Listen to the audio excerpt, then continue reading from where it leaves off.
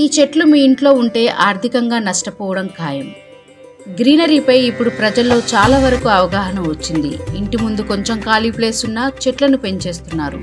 అపార్ట్మెంట్లలో ఉండేవాళ్ళు కూడా తొట్లలో చిన్న చిన్న మొక్కలను పెంచుతున్నారు. అయితే ఇంటి ఆవరణ లోపల అన్ని చెట్లను పెంచకూడదు. వాస్తు శాస్త్రం ప్రకారం కొన్ని చెట్లు మన ఇంట్లో ఉంటే ప్రతికూల ప్రభావాలు ఎక్కువగా ఉంటాయి. ఆర్థిక ఇబ్బందులు ఎదుర్కోవాల్సి వస్తుంది.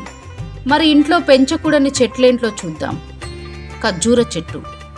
ఖర్జూర చెట్టు చూడ్డానికి అందంగా కనిపిస్తాయి, కానీ వీటిని ఇంటి ముందు నాటడం అంత మంచిది కాదు. ఈ చెట్టు ఇంట్లో ఉంటే ఆర్థిక పురోగతి ఆగిపోతుందని చెబుతుంటారు. రేగి చెట్టు. రేగు చెట్టు ఇంట్లో ఉండడం శుభసూచకం కాదు. ముళ్ళ చెట్టు ఇంట్లో ఉంటే ప్రతికూల ప్రభావాలు కలుగుతాయని చెబుతుంటారు.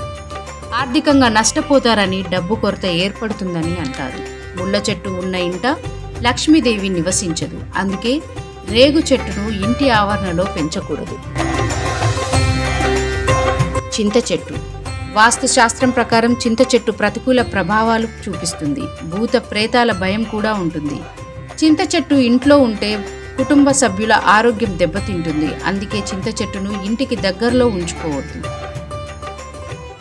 జిల్లేడు చెట్టు. జిల్లేడు చెట్టు కూడా ప్రతికూల శక్తిని కలిగి ఉంటుంది. ఇది ఇంట్లో ఉంటే అందరూ అనారోగ్యం బారిన పడే అవకాశం ఉంటుందని చెప్తుంటారు. కాబట్టి వీటిలో ఇంట్లో ఉంచుకోవద్దు. రావి చెట్టు. ఏ ఆలయానికి వెళ్ళినా మనకు రావి చెట్టు కనిపిస్తుంది.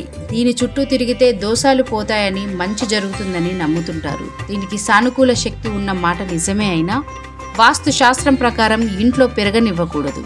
ఇది ఇంట్లో ఉంటే సంపద మొత్తాన్ని హరించేస్తుంది. అందుకే రావి చెట్టుని కేవలం ఆలయాల్లో, పవిత్ర స్థలాల్లో మాత్రమే పెరగనివ్వాలి.